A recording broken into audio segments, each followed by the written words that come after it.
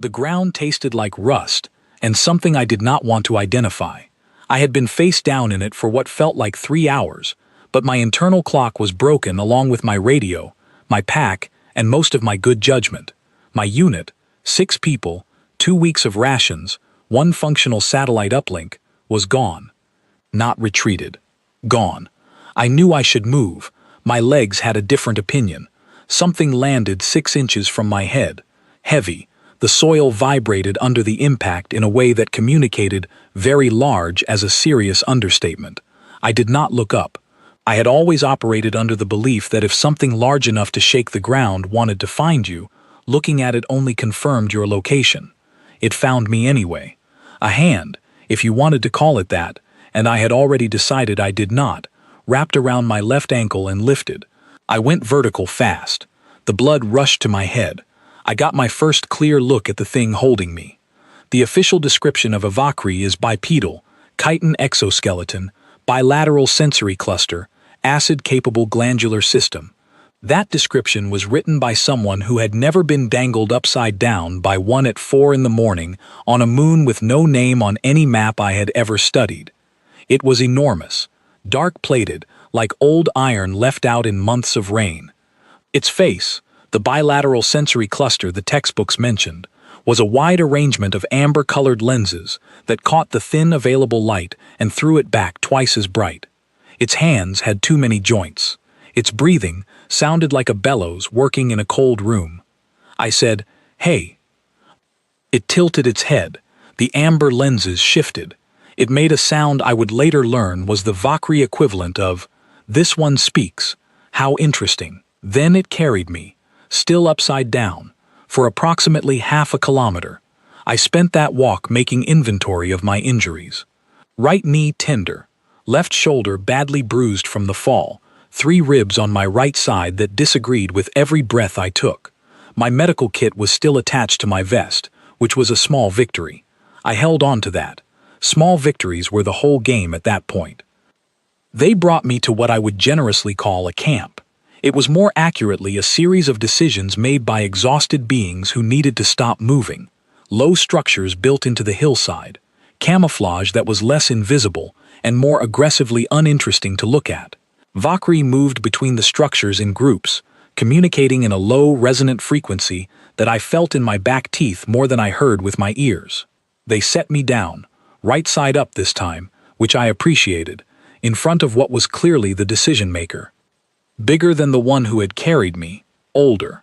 The chitin on its shoulders was worn in a way that spoke of old impacts, old pressure, things survived that probably should not have been. One of its amber lenses had a crack across it that had healed over with scar tissue.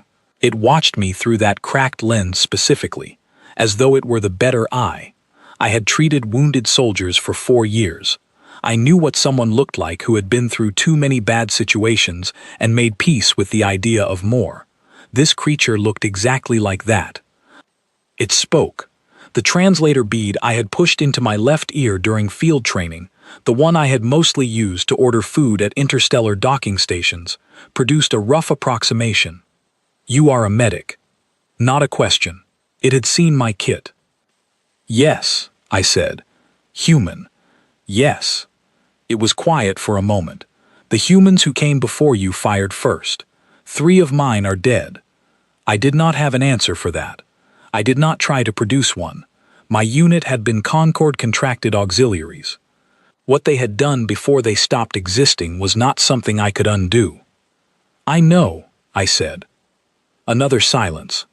Long enough that I found myself watching a small Valkyrie, young, narrow, its chitin still the greenish-gray of new growth, rather than the dark iron of the adults, dragging something across the ground nearby. I looked closer. A piece of equipment, Valkyrie made, but clearly a child's thing, its surface painted in bright pigments that made no practical sense in a combat zone. It was a toy. The decision-maker followed my line of sight. My daughter. She does not leave her mother's shelter during engagements. Tonight she forgot. I watched the young Valkyrie drag her toy back toward one of the hillside structures. I looked at the decision-maker. I said, "What is your name?" The translator bead worked for a moment, Then it produced something close to Greth. "Cal," I said, "I can work on your wounded, if you want." Greth looked at me for a long time through that cracked amber lens. I held completely still. In my experience, if something large is deciding whether you are a threat or a resource, sudden movement helps neither case. "3 are dead," Greth said again. "2 more are injured. One of those 2 will not survive until morning without care." "Show me," I said. Greth showed me. The Valkyrie wounded were held in a shallow depression in the hillside, covered by a material that absorbed heat signatures. Smart. The kind of low-technology solution you develop when the enemy has better equipment and you have to work around it rather than through it. The first injured Valkyrie, a smaller one, shorter than Greth by half a meter, its chitin cracked along its left flank, was being worked on by another, who I would come to know as Vren. Vren was using instruments I did not recognize, moving with the controlled speed of someone who has done this many times, and none of those times had a good ending. Vren glanced at me, made a sound. The bead translated it as "not helping." "I am a field medic," I said. "Show me what you are dealing with." Vren looked at Greth. Greth made a short sound. Vren stepped back and showed me. The injury was pressure-based. Something had partially collapsed, a structural element of the Valkyrie's thoracic cavity that I had only ever seen in anatomy slides, pressing against something it should not. In a human, I would have known exactly what to do. In a Valkyrie, I was working from slides and a xenobiology certification module I had taken mostly for the continuing education bonus. I looked at Vren. "Bone architecture." Vren made a sound. The bead gave me flexible. "So if I reset this, it holds." Vren stared at me, made another sound. The bead gave me, "It is not that simple." "It never is," I said. "Walk me through it." We worked for 2 hours. Vren knew the anatomy. I knew pressure mechanics and had hands that could reach angles that Vren's could not. At some point during the second hour, we stopped being 2 beings from incompatible species and became 2 medics with a problem, which is a state of being I recognized from the worst nights of my career. The Valkyrie lived. Vren looked at me when it was done, made a sound. The bead gave me acceptable. I laughed. I could not help it. I had not slept in 20 hours, my ribs hurt, and the alien trauma specialist had just called my work acceptable. It was the best review I had received in a year. Greth was waiting outside the depression. Dawn was developing somewhere behind the ridgeline, a thin gray light that made everything look like an old photograph left in the sun too long. "It lived," Greth said. "Vren did most of it," I said. "I just had smaller hands." Greth made a sound. The bead did not translate it, but I had been watching Valkyrie long enough by then to recognize it as a short, dry laugh. "You are not what they said humans were," Greth said. I picked up a rock from the ground and turned it over in my fingers. "An old habit, something to do with my hands when I did not know what to do with them. Nobody ever is," I said. Greth regarded me for another long moment, then made a decision, the way a large, deliberate being makes decisions. Without announcement, without performance. A slight shift of weight that meant the question was settled. "You will stay," Greth said. "You will care for the injured. You will not be harmed if you try to contact the Concord forces." A pause. The cracked lens caught the gray morning light. "Do not try to contact the Concord forces." I thought about my unit, gone. I thought about the Concord command structure that had sent 6 people with 2 weeks of rations and 1 satellite uplink to a moon without a name. I put the rock down. "Deal," I said. The next 3 weeks I learned the difference between being terrifying and being terrified. The Valkyrie were afraid. Not of me. I was no kind of threat to them, and everyone present understood that clearly. They were afraid of the Concord.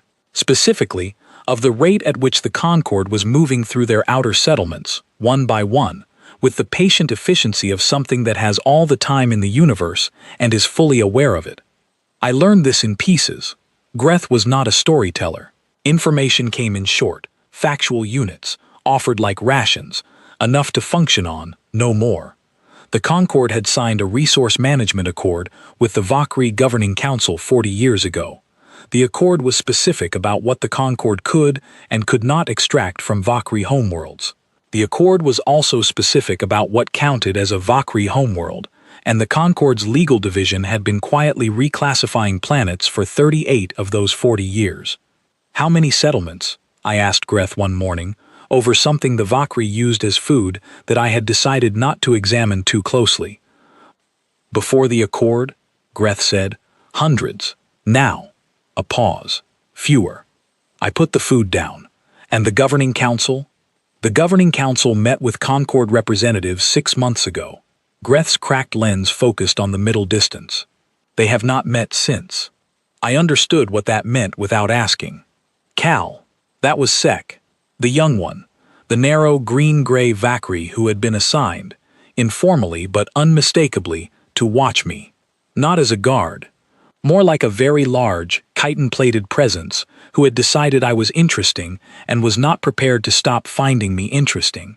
Sek appeared at my shoulder, with the casual inevitability of weather. The one you saved, Dren. It can stand now. That is good, I said. It said to tell you. Sek tilted its head. The gesture meant genuine curiosity. I had learned that early. Why did you work so hard? You did not know Dren. I thought about it honestly. Vren was working hard, I said. It seemed wrong to do less. Sek was quiet. The bead translated its next sound as, that is a strange reason. Most reasons are, I said. I earned my place in the camp. The only way that actually works. By being useful before I was asked. I reorganized the supply rotation so the medical materials could be accessed without disturbing the communication equipment stored alongside them. I found 2 devices I recognized as Concord-made surveillance nodes, buried at intervals around the camp perimeter, and showed Greth their locations. Not by pulling them, which would have alerted whoever was monitoring, but by mapping them so the Valkyrie could route their movements around them. I taught Sek 3 words of English and learned 11 words of Valkyrie that were not in any standard database because they were too regional, too old, or too coarse for the xenolinguistics teams to have bothered with. Dren, the one I had helped save, watched me from a distance for a full week before approaching directly. When it did, it stood close, which I had learned meant a Valkyrie was speaking to you rather than in your general direction. It made a sound. The bead gave me det. Not quite right, Sek later explained. The Valkyrie word meant something closer to the specific weight between 2 beings who have exchanged something that cannot be returned. The nearest English word was det, in the way that breeze approximates what it feels like to stand in a field during a storm. You do not owe me anything, I said. Vren did the hard part. Dren made a sound. Sek translated without the bead, because Sek was faster. It says Vren knew what to do. You chose to help without knowing. I did not have a clean answer for that either. The first time I fought alongside the Valkyrie, it was not planned. A Concord patrol came over the eastern ridge on a Tuesday. I was tracking the days because it was the last connection I had to the rhythm of Earth, which was starting to feel abstract, with 2 light vehicles and 8 soldiers. Standard reconnaissance formation. The kind of force designed to identify rather than engage, which meant they had orders to report back, which meant letting them see the camp was not an option. Greth moved the unit into position with the specific quietness of someone who has done this far too many times. No sound but the settling of armor and the slow, controlled breathing of beings who had been afraid long enough that fear had become just another physical condition, like exhausted or cold. I had a service pistol and 3 charges, not designed for a real fight. Designed for a field medic who occasionally needed to remove herself from a dangerous situation and get back to the people she was supposed to be keeping alive. Sek appeared at my side and pushed something into my hand, a flat Valkyrie device, about the size of my palm. I looked at it. Sek made a sound. The bead gave me frequency disruptor. How does it work? I said quietly. Sek's amber lenses reflected the ridge and the approaching patrol. Press the side panel. Everything the Concord uses to locate us goes temporarily blind. For how long? Long enough, if we are fast. Greth gave a signal. Small, barely visible. I had only been watching for 2 weeks, but I had learned Greth's signals the same way I had learned medical procedures. by watching exactly what happened just before the critical moment and working backward from there. I pressed the side. The patrol's vehicles lurched. Their communication gear went dark. Their helmet displays, visible at distance by the faint glow they projected, went black. The Valkyrie moved. What happened in the next 40 seconds I will describe simply. The Concorde patrol, outnumbered and suddenly very confused, retreated without the information they had come to collect. No one died. That last outcome was Greth's deliberate decision. I watched Greth pull 2 Valkyrie back from a pursuit that would have ended differently and give a sound that stopped them completely.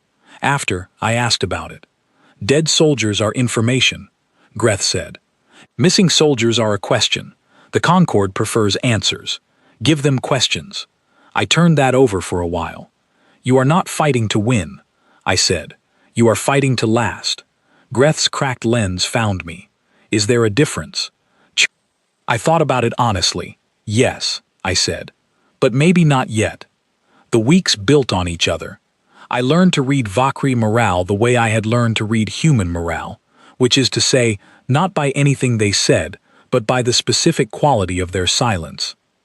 Good silence was focused, watchful, the silence of beings with a plan. Bad silence was the other thing, the silence of people looking at numbers they could not make work, no matter how many times they ran them. The bad silence started arriving around week 5. A runner came from the northern group, a Valkyrie unit operating on the far side of the ridge, with news delivered quietly and directly to Greth. I watched Greth's posture while it received the report, the way its hands, usually still, moved once and then stopped. Another settlement absorbed. I did not need the bead to understand. Sek found me later, sitting on the eastern slope looking at nothing in particular. They found Dren's family, Sek said. I did not ask what found meant in this context. How is Dren? I said. Working, Sek said. Dren is always working now. I understood that. Work is the room you lock yourself in when all the other rooms are too dangerous to enter. I started sleeping less. I told myself it was vigilance. I also started running inventory on the medical supplies twice a day instead of once, which was not about the supplies. Sek watched me do it both times one evening, said nothing, and then placed something next to my kit without ceremony. A small Valkyrie ration pack, the kind kept for injured members, nutrient-dense and built for recovery. I looked at it. I looked at Sek. Sek had already moved on to something else entirely. I ate the ration.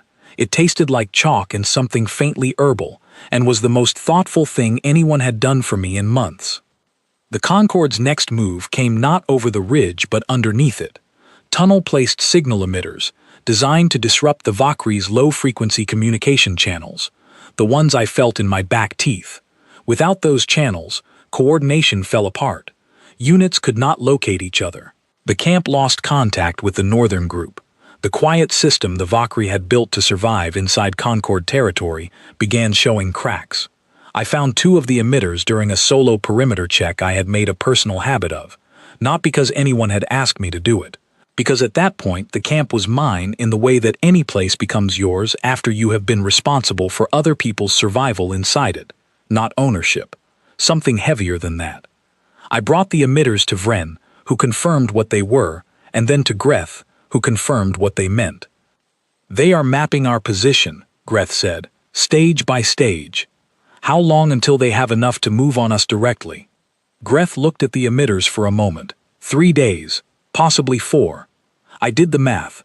The Valkyrie had enough to hold against a reconnaissance force, not against what a full Concorde push would bring. I need to contact Earth Command, I said. Greth was quiet for a long moment. The cracked lens did not move from my face. You said not to contact the Concorde forces, I said. Earth Command is not Concorde. We are attached, contracted. There is a legal distinction. A pause. I understand that distinction may not matter to you. It matters, Greth said. Whether it helps is a separate question. I know, I said, but I am running out of options that do not involve waiting to run out of options. Greth reached into the material at its side and produced my radio. The one I had assumed was destroyed in the fall. It had been held, not broken. I looked at it, and then at Greth, and decided not to ask how long it had been there. "Make your call," Greth said. "Then we prepare." I made the call. Command picked up on the fourth attempt. I gave them coordinates, situation assessment, force composition on both sides as well as I could estimate.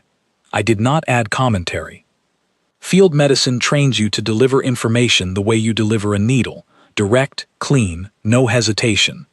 The officer on the other end, a voice I did not recognize, flat and professional, said, "Hold position. Assistance is being arranged." "How long?" I said. "Hold position," the voice repeated. The call ended. I sat with the radio in my hands. Sek was 3 feet away, watching the ridge with concentrated interest that was not quite convincing as indifference. "Well," Sek said. "Help is coming," I said. Sek made a sound the bead translated as "from humans." "From humans," I confirmed. Sek was quiet for a moment, then, "The Concord says humans are a soft species, poor physical structure, short lives, easily managed." "The Concord says a great many things," I said. I put the radio down and went to check the medical supplies. I counted them twice, then a third time. The 3 days Greth had estimated became 2. The Concord moved at night, which was tactically sound and exactly what Greth had anticipated, which meant we were already repositioned when their lead elements reached what used to be the center of our camp, and found nothing but cleared ground and a silence that should have told them something was wrong. It did not tell them fast enough. The first exchange was in the lower ravine, where Greth had placed 6 Vakri with the kind of patience that comes from fighting a long retreat for years. Not desperate patience, not angry patience, but the settled, quiet attention of beings who had learned to wait for the right moment rather than the nearest one. I was at the secondary position, higher on the ridge, with Sek and 2 others, whose names I was still working to pronounce correctly. My assignment, established ahead of time and non-negotiable, was to stay back, stay functional, and be available for whoever came back needing a medic. Greth had not framed it as protection. Greth never framed anything as protection, but the assignment was what it was, and I had learned to hear Greth clearly. From the ridge I could see the ravine in fragments. Movement, light, not fire, the controlled pulse of Concord weaponry, precise and cold. Sound, felt more than heard, the percussion of a fight happening at a scale the ravine was too small to hold cleanly. Sek was still beside me. I could sense it without looking, that specific density of attention a Vakri projects when it is holding itself in check. "How many did they send?" I said. "More than last time," Sek said. "That is not a number."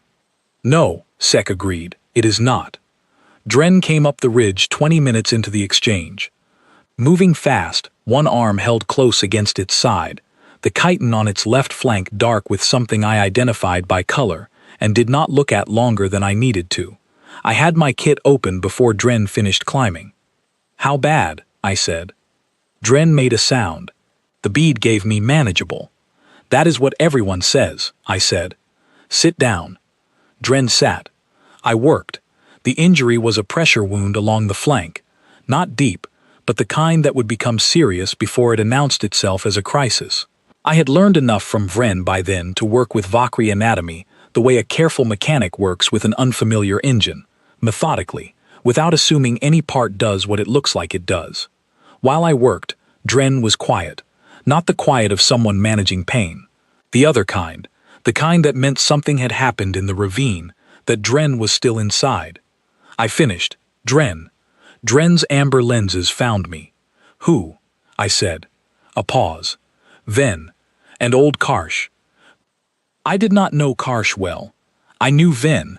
Ven had a habit of sitting near the camp's communication equipment during quiet hours, not using it, just sitting close to it. I had asked Sek about that once. Sek had told me Ven had a daughter in the northern settlements. The communication equipment was the only connection that remained between them. I put my hands flat on my knees and held still for a moment. "Go back to Vren," I said. "Have the flank checked again in 2 hours." Dren went. Sek said nothing. I said nothing. The ravine below had gone quieter, which could mean the exchange had resolved, or could mean it had moved somewhere I could not see. Greth came up the ridge an hour before dawn. I did not need the bead to read Greth's face by then. I had been reading it for weeks. The cracked lens steady, the posture carrying something more specific than defeat, the look of someone completing a calculation they already knew the answer to. "We held the ravine," Greth said. "But," I said, "the Eastern Pass." "They sent their main force through the Eastern Pass while we were engaged in the ravine. We have lost the lower territory." I looked at the ridge. How much lower territory? The storage cache, the field hospital. My kit on my back was the entire inventory. Vren appeared from the left, moving to Greth. A brief, low exchange. The bead gave me fragments. Not enough time. Move north. Recalculate. "The northern group," I said. "Can we reach them?" "The signal emitters are still active," Greth said. "Communication is unreliable. We received a partial signal 3 hours ago," Greth continued. "They are under pressure as well." I looked at Sek. Sek looked back at me, amber lenses steady, giving me nothing to interpret but presence. Sek was exceptionally good at presence. It was, I had decided early on, one of the most undervalued qualities a companion could have. "What is the plan?" I said to Greth. "We move to the secondary ridge. We hold there." Greth looked at me carefully. "I will not ask you to fight for us. You are a medic." "I am a medic, and I am here," I said. Those two facts exist together, without contradiction. Greth was still for a moment. Then, "Your Earth Command. When you called, what exactly did they say?" "Help is coming." "You believe this?" I thought about the flat, professional voice. "Hold position." "I believe they received the information," I said. "What they decide to do with it is above my level." We moved to the secondary ridge before dawn finished arriving. The move was controlled, not panicked. Greth kept the unit at a pace that was urgent without being reckless, which is harder to manage than it sounds when the territory behind you is being absorbed and the territory ahead is unknown. I stayed in the middle of the formation with Sek on my left, Dren, ignoring my instruction to see Vren again, which I noted but did not push, on my right.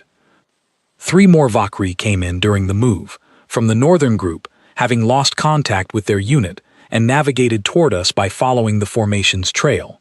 One was injured.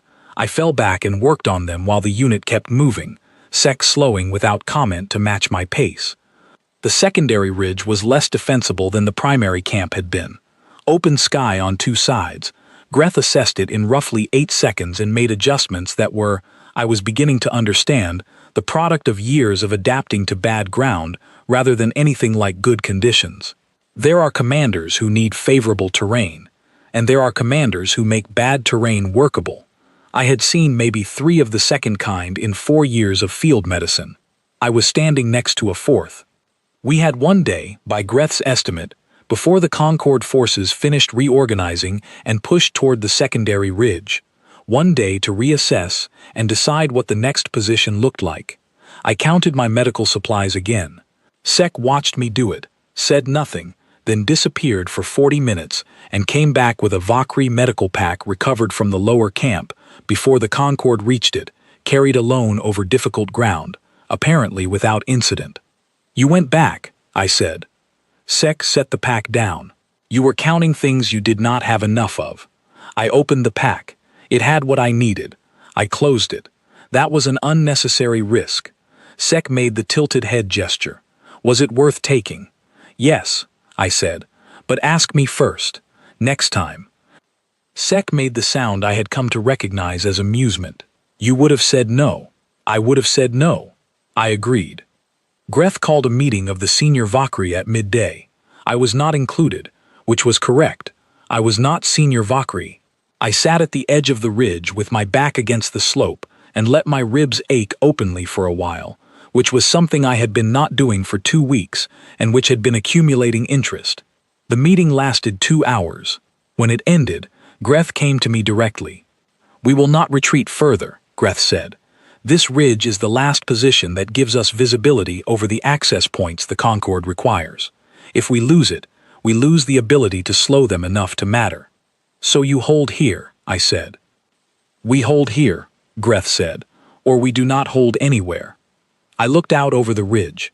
The landscape below was empty in the specific way landscapes become empty when something large and organized is moving through them just outside your line of sight. Your help, Greth said. Has it come? I reached for my radio, checked the frequency. Static, and then nothing, and then a signal. Not Earth command, not the flat professional voice, a different voice, shorter, direct, female. Cal. Confirm position. I looked at the radio in my hand. Confirmed. Secondary ridge, eastern coordinates as filed.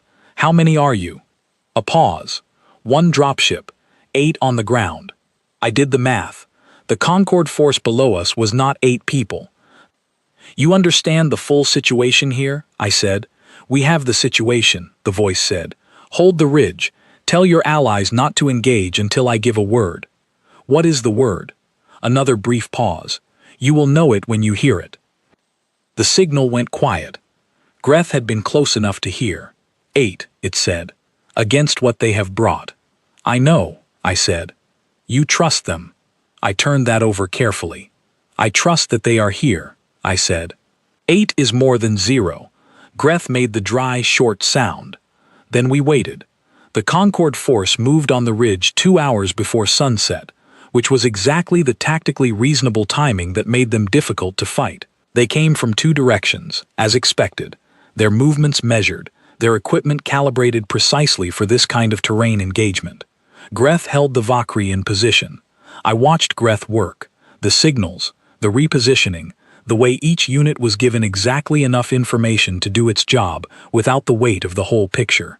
It was, stripped of everything else, a demonstration of how to lead people who are genuinely afraid and need a solid reason to hold still. The Concorde's forward elements were 40 meters from the ridgeline when it happened.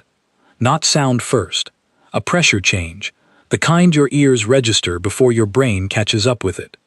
The dropship came in low, and at an angle that used the ridge itself as cover for most of its approach, emerging into visibility at a range that left the Concorde's targeting equipment working several seconds behind reality. I had seen Earth military equipment deployed before. Standard peacekeeping operations, the standard application of standard tools to familiar situations. This was not that. The 8 people who came off the dropship did not move like a group of 8. They moved like a single decision that had already been made.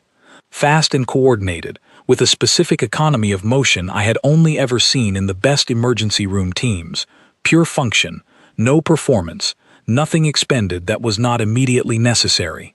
The voice from the radio, short, direct, female, was on the ground 40 seconds after the dropship opened.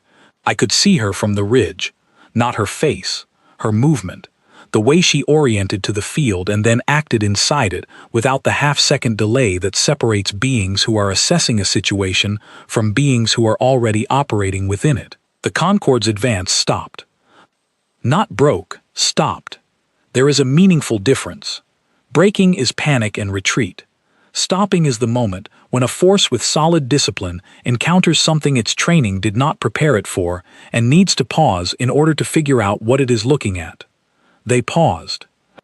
8 people had paused an organized military advance. Greth was beside me. I did not look at Greth. I was watching the ground below. Cal, Greth said. I see it, I said. What are they? Greth said. I watched the 8 humans work the terrain below with the specific efficiency of people who were not doing something extreme, who were doing something practiced, familiar, something they had done often enough that the extremity had worn off. They are humans, I said. The Concorde says. The Concorde is about to revise its information, I said. Below, the Concorde's advance did not resume. The voice on the radio said, "Ridge is clear. You can bring your people down." I looked at Greth.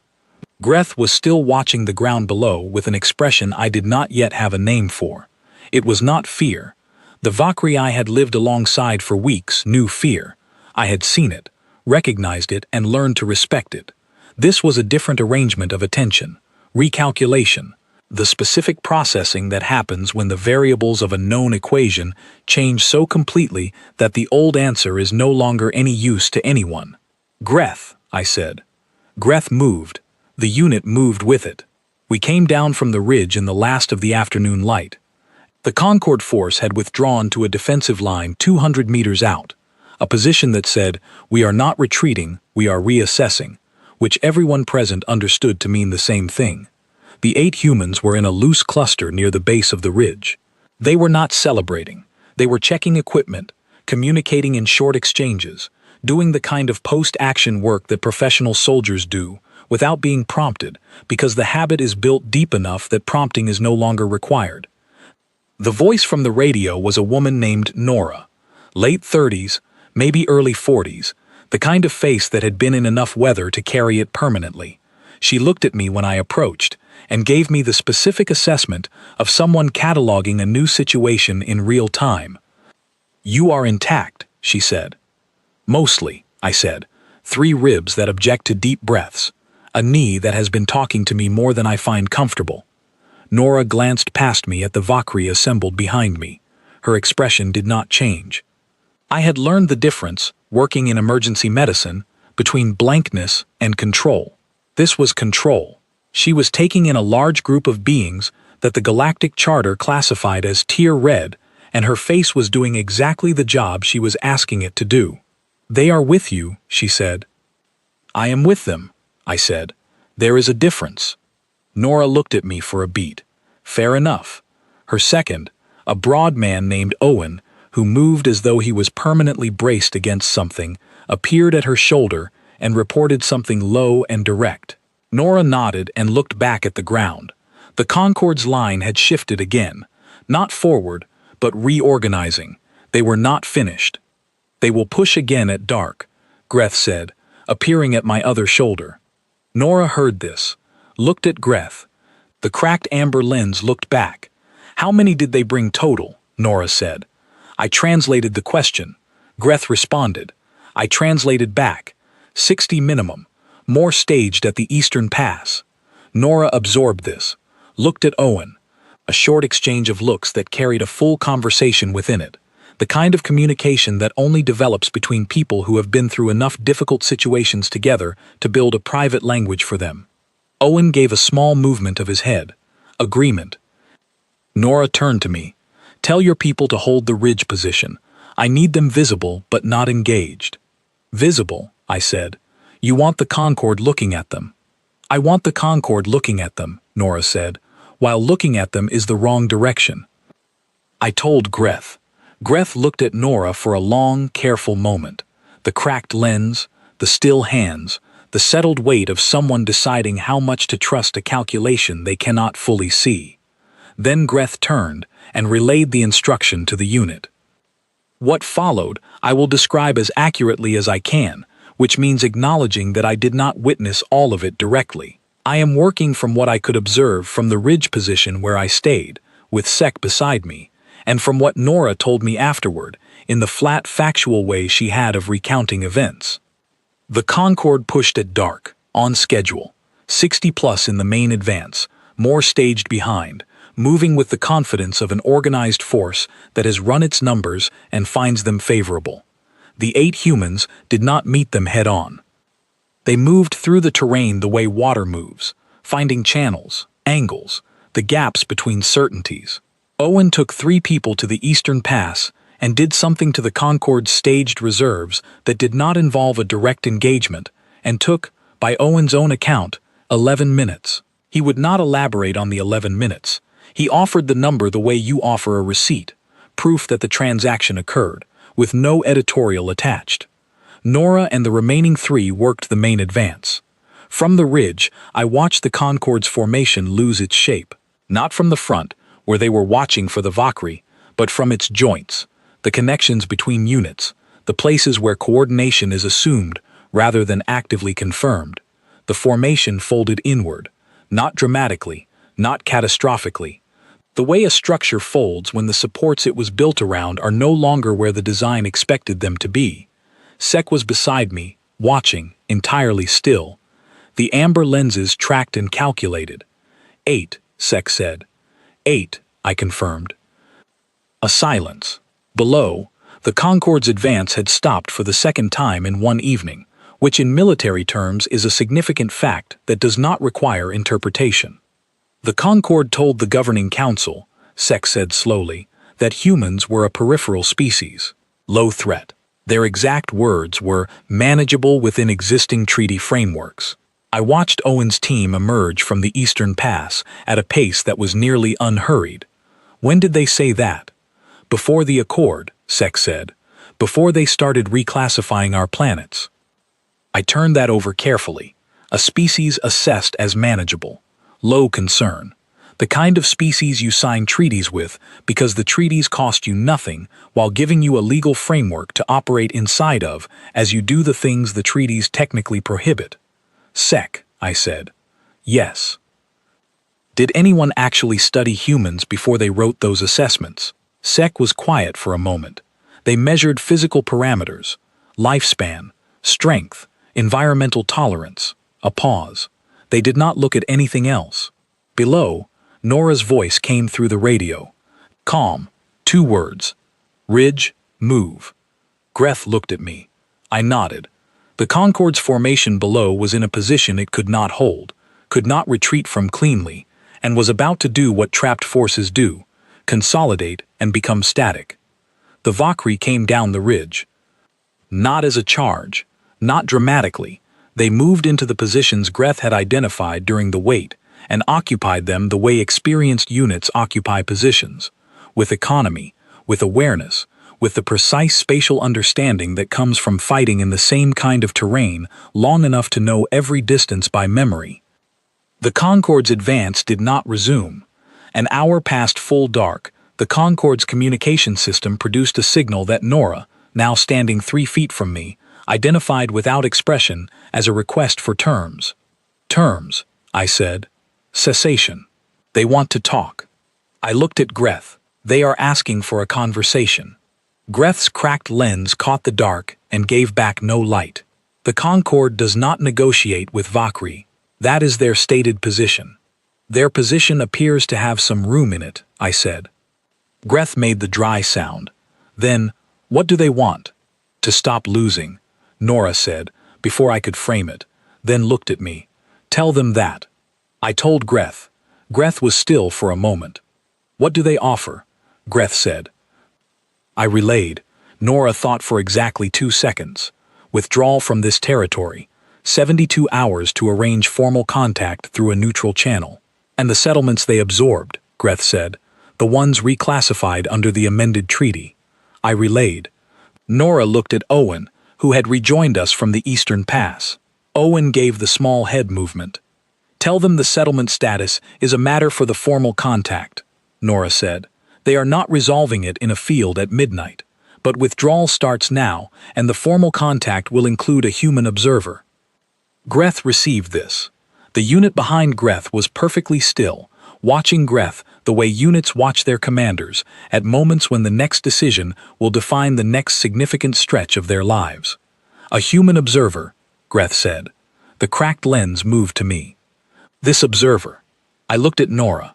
Nora looked at me. The question was clear. If that is acceptable, I said. Nora gave a short nod. It is acceptable. I turned to Greth. Yes, me.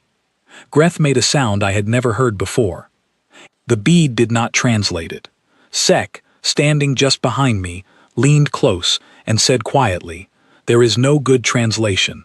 It is the sound we make when something we did not expect turns out to be the thing we needed. I held on to that and said nothing. The Concorde withdrew over the next hour.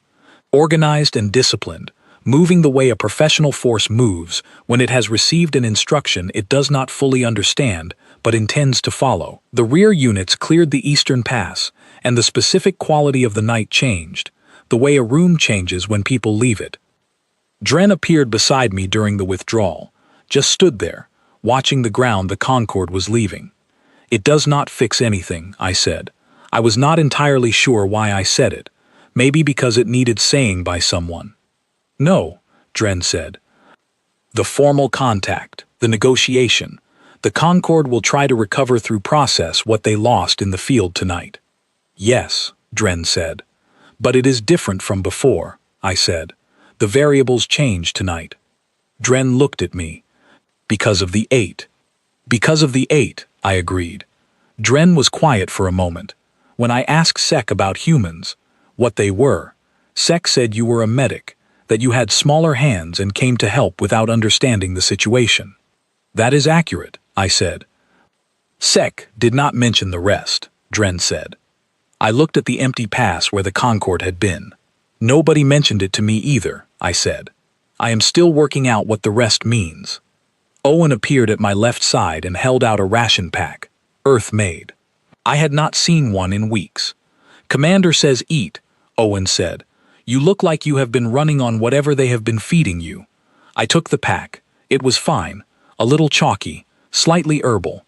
Owen considered this. You ate Vakri rations voluntarily. Sek brought them, I said. It seemed impolite not to.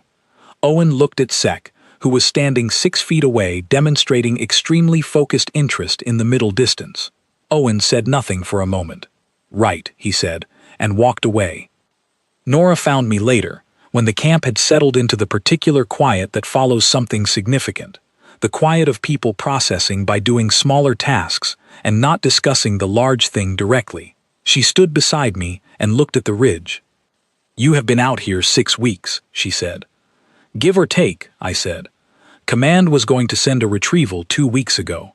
Then the Concorde filed a territorial access claim on this moon. A pause. It complicated the retrieval. I thought about that. They filed the claim while I was here. Yes. So the formal contact, the negotiation, the human observer. I looked at her. That was not a spontaneous decision. Nora looked at the ridge. Get some rest, Cal. The formal contact starts in 72 hours. She walked away. I stood there for a while, turning the arithmetic over. 6 weeks. A retrieval that got complicated. A territorial claim filed on schedule. 8 people deployed not to rescue me, but to change what the field looked like. A human observer already identified before anyone asked the question. I looked at where Greth was standing, 30 feet away, talking to Vren in the low frequency I felt in my teeth. Greth was not a resource. The Vakri were not a strategic asset. They were people I had been living alongside, working with, eating beside, fighting next to, for 6 weeks. I did not know what Earth Command was building. I knew what I had built. The formal contact happened in a prefabricated neutral-use facility that smelled like processed air and institutional ambition. The Concorde sent 3 representatives in clean uniforms, people who were very skilled at the meeting before the meeting, the one where actual decisions get made, and slightly less skilled at the meeting that gets recorded. Greth came, Vren came. A Vakri elder named Sora came from the northern group, older even than Greth, one of its sensory lenses replaced with a prosthetic that caught light differently from the organic ones, giving Sora a permanently asymmetrical gaze that I found, over 2 days of sessions, to be the most honest face in the room. I came. Owen stood near the door and did not sit down.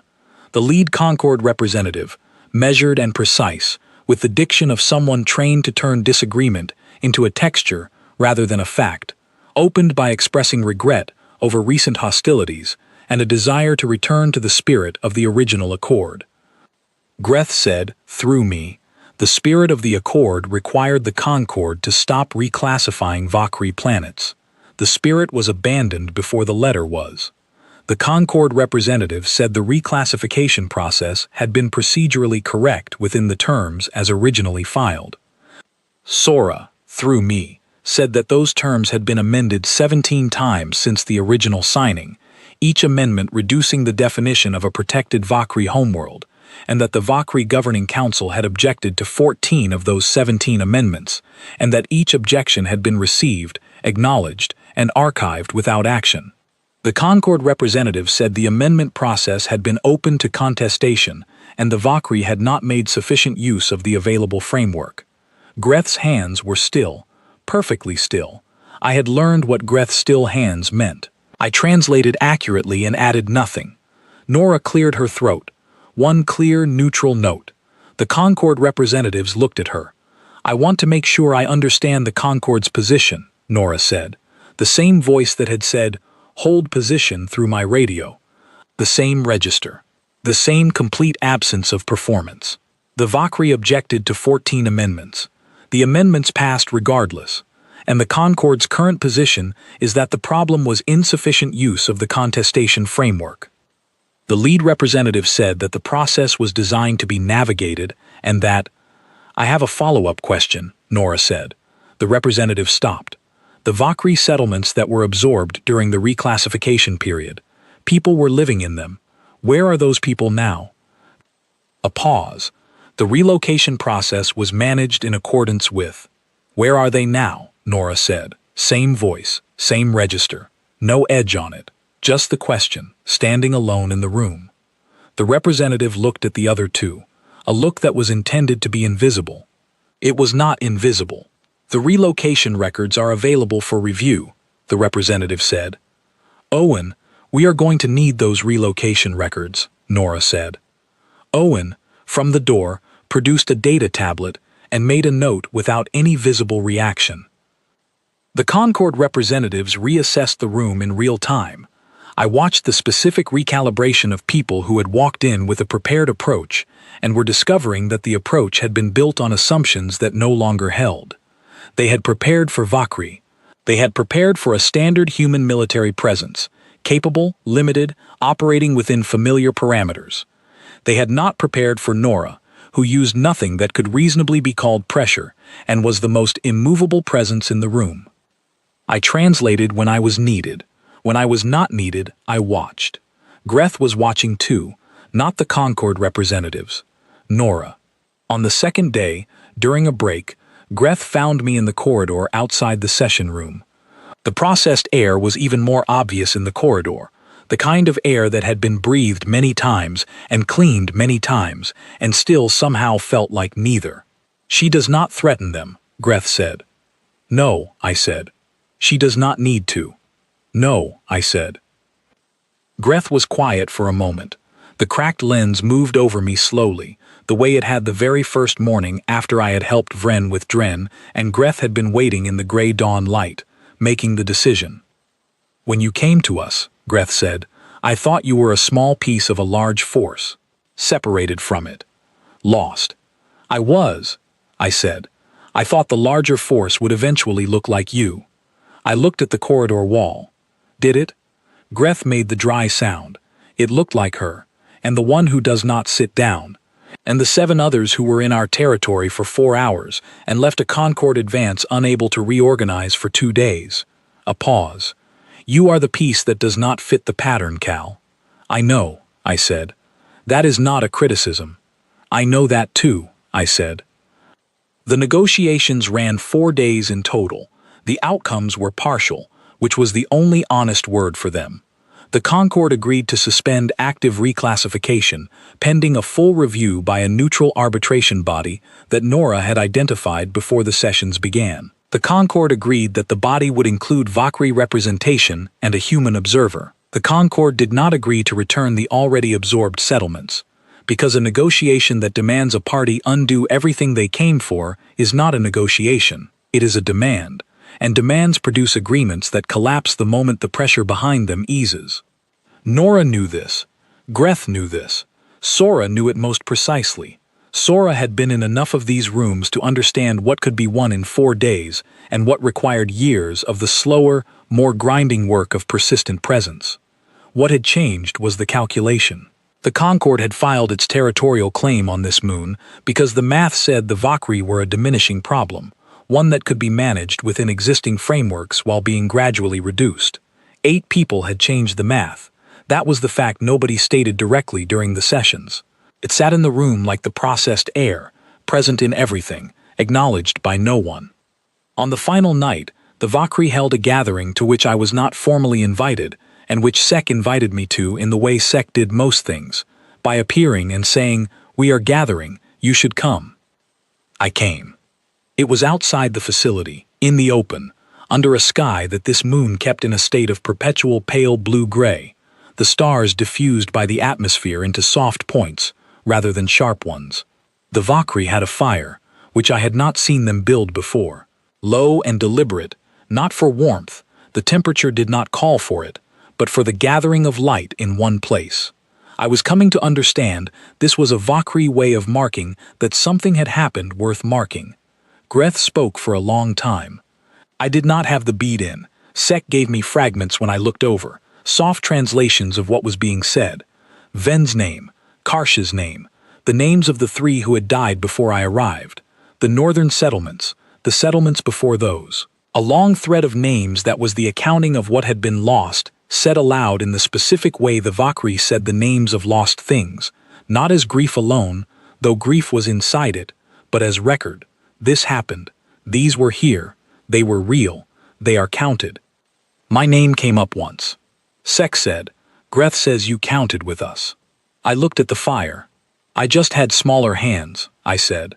Sek made the tilted head gesture. That has become a kind of saying in the unit. When someone does something without being asked, someone too small to be expected to matter, we say smaller hands. I held very still. I do not think Greth means it as a medical observation, Sek said.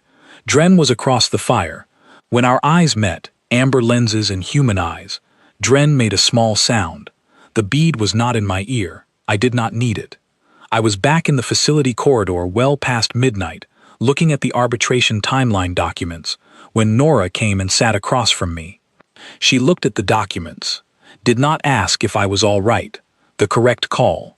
I was not obviously struggling, and asking would have produced a performance of being fine rather than the actual thing. The arbitration body convenes in 8 weeks, she said. Yes. You are listed as the human observer. Yes. That is going to be a long engagement, months, possibly longer, depending on how the Concord works the review process. I looked at the timeline. The Concord is going to work the review process the way they worked the amendments, slowly and with procedural precision. Yes, Nora said. So someone needs to be present the entire time. Someone who will stay when the sessions become technical. I looked at her. You knew it was me when you made the offer in the field. Nora looked at the table. You had 6 weeks with them, Cal. You know how Greth thinks. You know how Sora counts arguments. You know what Sek means when it tilts its head. A pause. That is not a small thing. It is not a thing I was sent here to build, I said. No, she said. You were not sent here to build any of the things you built. I was quiet for a moment. What did Command believe I was doing out here? The 6 weeks. Surviving, she said. Is that all?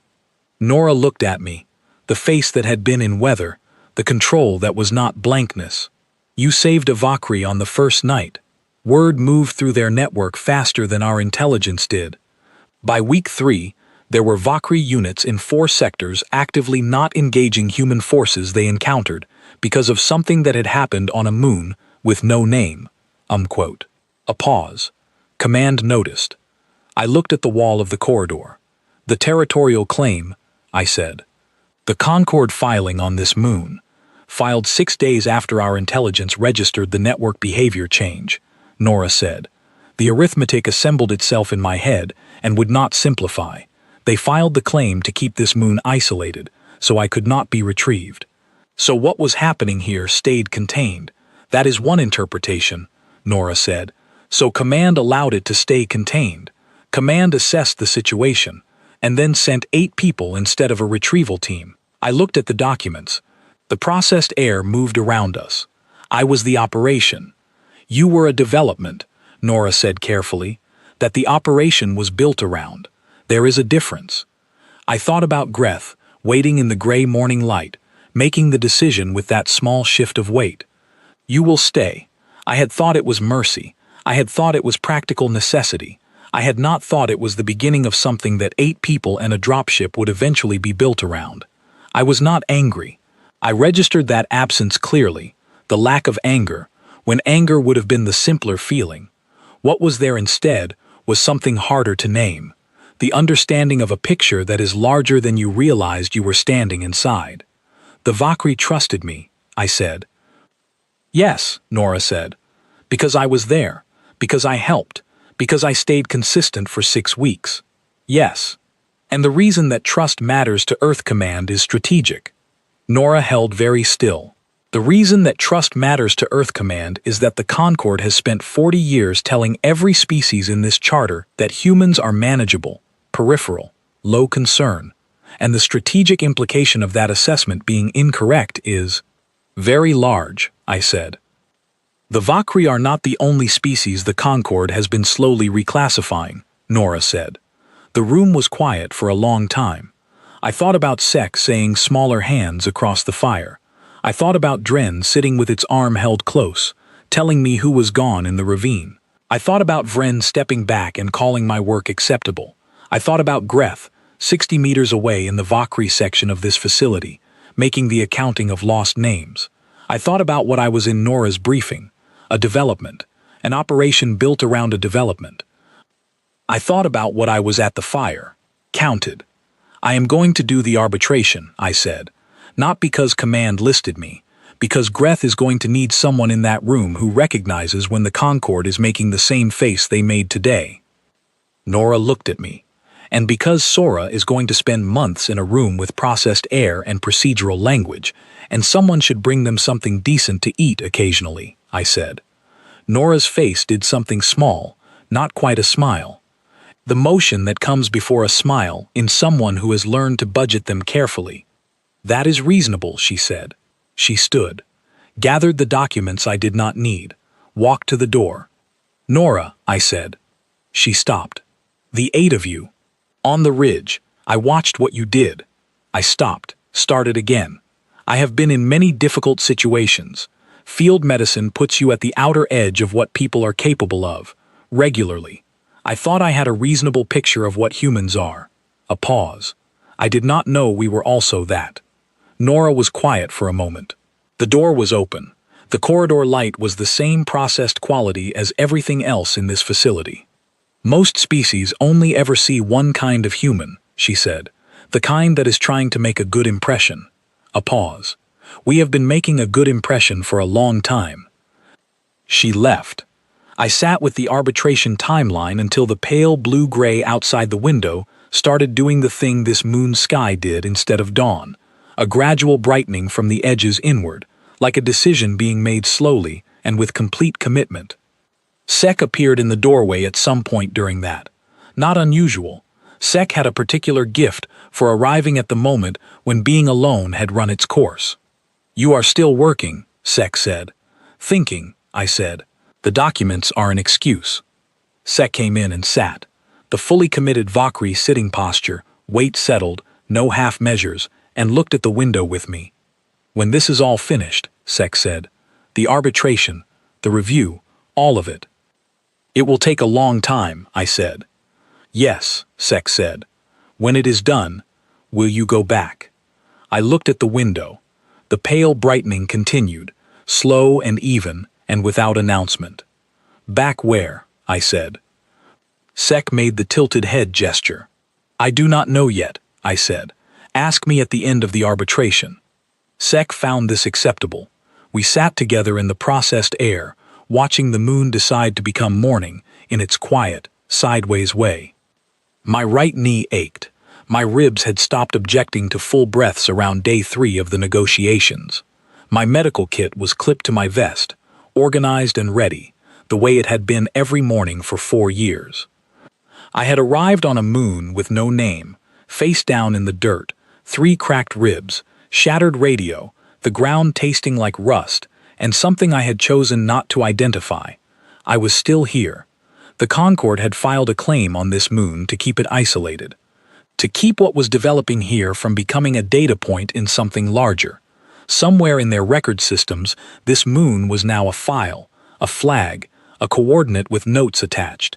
They had named it something procedural and forgettable, the way you name something you intend to absorb. But the Vakri had not given it a name. I had noticed that through 6 weeks and 4 days of sessions and 1 low fire under a soft starred sky, no one had named this moon. I would ask Greth about that, later, when the morning finished deciding what it was. For now I sat next to Sek, and the documents were in front of me, and outside the pale blue-gray was slowly becoming something else, And somewhere in this facility, Greth was awake. I was certain of that the way I had become certain of many things I had no specific evidence for, through 6 weeks of close and careful attention, counting. The names of the lost, the names of the living, the new numbers in a calculation that no longer worked the way the Concord had designed it to work, the changed variables. I was in the count. That was enough, for a morning with no name, on a moon with no name, at the beginning of something that did not have a name yet either. I let it be enough, and watched the light come in.